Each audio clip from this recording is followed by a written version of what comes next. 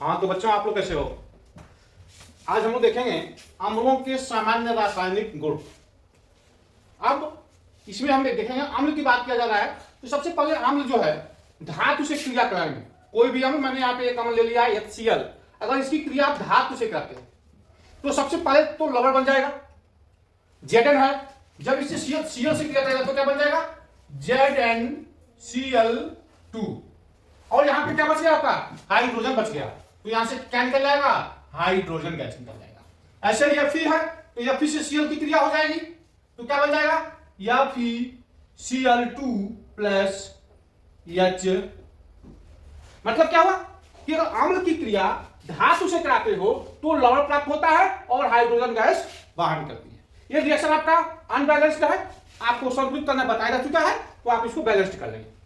दूसरी चीज देखो, यदि अम्ल की क्रिया कार्बोनेट और बाइकार्बोनेट से कराते हो तो देखो कार्बोनेट से कौन सी गैस निकलती है, कार्बन डाइऑक्साइड गैस निकलती है। तो क्या क्या बन जाएगा, एक तो Na और यहाँ पे Cl है तो क्या बन जाएगा NaCl बन जाएगा। क्या बन जाएगा NaCl। उसके बाद से CO2 निकल जाएगा यहां से, कार्बन डाइऑक्साइड, और हाइड्रोजन यहां पे है और यहां से ऑक्सीजन मिलकर क्या बन जाएगा H2O। मतलब क्या हो गया NaCl plus H2O plus CO2। मतलब अम्ल की क्रिया यदि आप कार्बोनेट या बाइकार्बोनेट से कराते हो तो आपको लवण प्राप्त होगा, जल बनेगा और यहां से कार्बन डाइऑक्साइड गैस बाहर निकल जाएगी। सिमिलरली अगर आप क्या लेते हो सल्फाइड या बाइसल्फाइड लेते हो तो कौन सी गैस निकल जाएगी, यहां से SO2 गैस निकल जाएगी। सब सेम रहेगा, यहां पे आपका सेम हो जाएगा NaCl plus H2O, NaCl plus H2O। यहां पे देखा कि कार्बोनेट में क्या हो रहा था CO2 गैस निकल रहा था, एक ऑक्सीजन कम हो गया था। ठीक यहां पे क्या हो जाएगा SO3 से एक कम हो जाएगा तो SO2 निकल जाएगा। अर्थात अगर आप सोडियम सल्फाइड या सोडियम बाइसल्फाइड से कराते हो तो आपको यहां से SO2 सल्फर डाइऑक्साइड गैस निकल जाएगा। यहां पे Na2O NaOH, मतलब धातु ऑक्साइड और हाइड्रोक्साइड से जब आप क्रिया कराएंगे तो पहला काम तो आपका लवण बन जाएगा NaCl।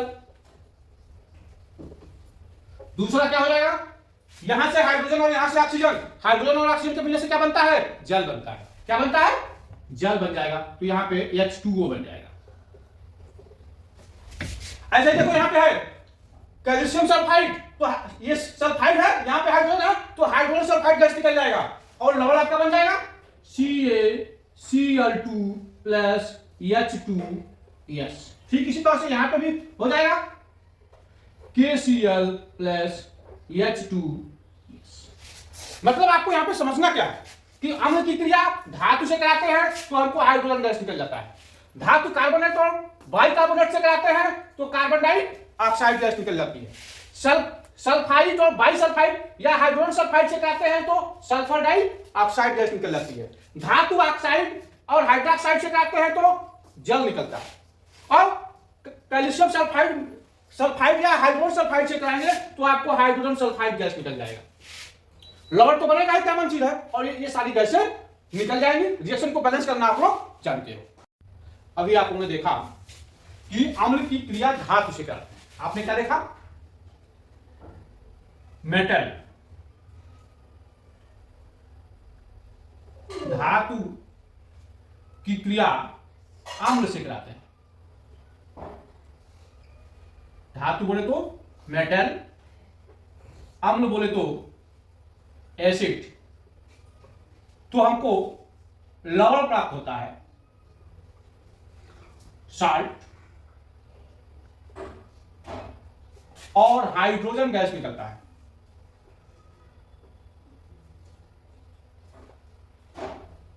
हाइड्रोजन गैस निकलता है।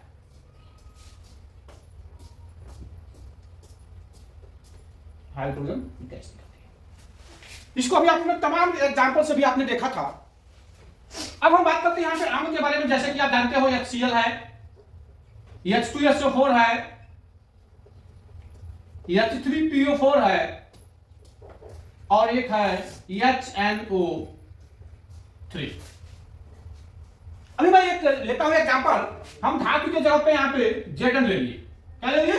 Zn ले लिए, और अम्ल के जगह पे मैंने HCl ले लिया, तो रिएक्शन बन जाएगा ZnCl2, लवण बन गया, लवण के जगह पे क्या बन गया? ZnCl2 बन गया, और यहाँ पे क्या बन गया? हाइड्रोजन गैस बन गया, जो सामान्य है। लेकिन अगर हम यहीं पे HNO3 का उपयोग कर लिए, देख रहे हैं Zn की क्रिया यदि आपने HNO3 से करा लिया तो यहाँ पे हाइड्रोजन गैस नहीं बन रहा, ऐसा क्यों? एक कई बार पूछा गया कि धातुओं की क्रिया नाइट्रिक अम्ल से कराने पर हाइड्रोजन गैस क्यों नहीं बनता? तो इसके पीछे रीजन क्या होता है? इसमें ये जो HNO3 है ये आपका प्रबल ऑक्सीकारक होता है। क्या होता है? प्रबल ऑक्सीकारक होता है, ऑक्सीडाइजिंग एजेंट, ऑक्सीडाइजिंग एजेंट, प्रबल ऑक्सीकारक। यह चीज आप लोगों को पढ़ाया जा चुका है। ऑक्सीकारक किसे कहेंगे? जो दूसरे को ऑक्सीकृत कर दे।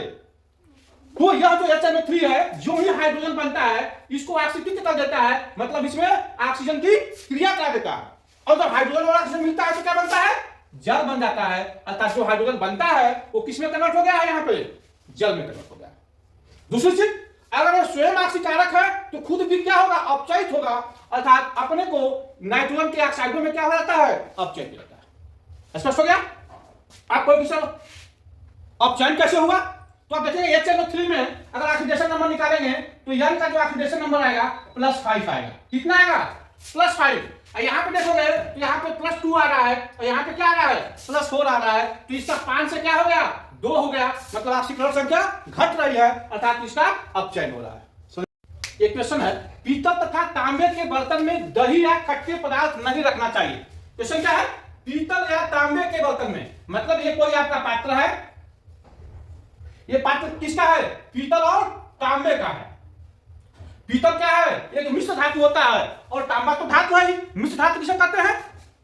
जब दो धातुओं को मिलाते हैं तो उसका समांगी मिश्रण होता है, उसको मिश्र धातु कहते हैं, 2 या 2 से अधिक। तो ये धातु हो गया। खट्टे पदार्थों में क्या पाए जाते हैं? अम्लों का स्वाद कैसा होता है? खट्टा होता है। अम्ल होता है खट्टू लाल, तो अम्ल का स्वाद खट्टा होता है। दही में भी क्या होगा? अम्ल पाया जाएगा। तो जब इस बर्तन में आप दही या खट्टे पदार्थ रखोगे तो यहाँ पे क्या हो गया? अम्ल हो गया।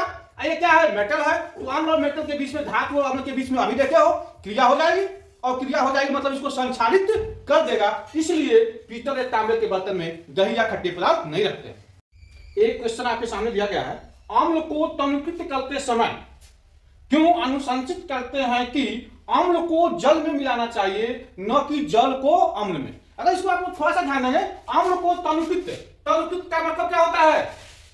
तनु करना। क्या होता है? तनु करना। भोजपुरी भाषा में कहते हैं फीका करना।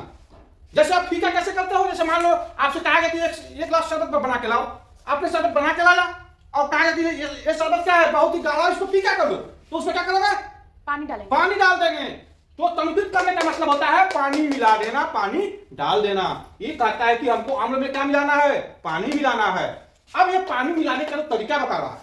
ये कह रहा है अम्ल को जल में मिलाना चाहिए, मतलब अम्ल को किस में मिलाना चाहिए? जल में मिलाना चाहिए, न कि अम्ल को जल में मिलाना चाहिए। मतलब ये कह रहा है ये सही है, और अगर हम अम्ल में जल मिला दिए तो ये गलत है। ये आपके क्वेश्चन में कह रहा है। अब इसको थोड़ा सा सोचो, ऐसा क्या होता है? जब अम्ल में जल मिलाओगे तो ये ऊष्माक्षेपी क्रिया है। अम्ल का फीका करना या तनुकृत करना कैसी प्रक्रिया है? ऊष्माक्षेपी। ऊष्माक्षेपी का मतलब क्या होगा? ऊष्मा निकलेगा। जैसे मान लो आपने ये पात्र ले लिया, इस पात्र में आपने क्या ले लिया? अम्ल ले लिया। अम्ल बहुत ज्यादा है, और ऊपर से जो ही आप पानी डालोगे तो ये बहुत तेजी से गर्म होगा, अब बहुत ज्यादा ऊष्मा निकलेगा। तो बहुत मान लो उसमें ले रखे हो अम्ल, डाल दिए पानी हवा के, तो क्या होगा? वहीं पे ब्लास्ट कर जाएगा। ब्लास्ट कर जाएगा तो फूट जाएगी और आग लग जाएगी। इसलिए ऐसा करना संभव नहीं है। आप क्या करते हो? जल में अम्ल मिलाते हैं। क्या ये जो फीका में तरीका है सही है? यह भी गलत है, क्योंकि ऐसे मिलाओगे तो बहुत ऊष्मा निकलेगी, तो आपका ब्लास्ट हो सकता है, नुकसान हो सकता है। इसके लिए क्या करते हैं? दीवार के सहारे बूंद बूंद करके, जैसे रिसाव होता है ना, पानी का रिसाव, वैसे दीवार के सहारे जल में अम्ल मिलाते हैं ताकि ऊष्मा कम निकले और इससे कोई नुकसान आपको नहीं होगी। अब आप लोग अम्ल के बारे में समझ गए हैं। अब किसी भी तरह का कोई भी क्वेश्चन हो, क्वेरी हो, आप मैसेज के माध्यम से पूछ सकते हैं, मैं उसका जवाब दे दूंगा।